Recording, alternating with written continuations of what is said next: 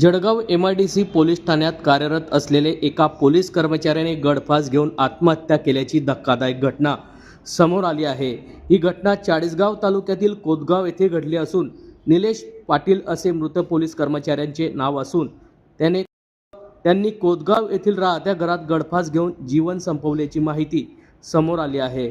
दरम्यान मृतदेह शवविच्छेदनासाठी चाळीसगाव येथील ग्रामीण रुग्णालयात दाखल करण्यात आला असून घटनेची माहिती मिळताच पोलीस अधिकाऱ्यांनीही ग्रामीण रुग्णालयात धाव घेतली आहे। आत्महत्येमागील नेमकं कारण अद्याप समोर आले नसून या प्रकरणाचा तपास पुढे पोलीस करीत आहे। या संदर्भातली माहिती आज दिनांक 9 मार्च रोजी दुपारी 2 वाजता माध्यमांना प्राप्त झाली आहे।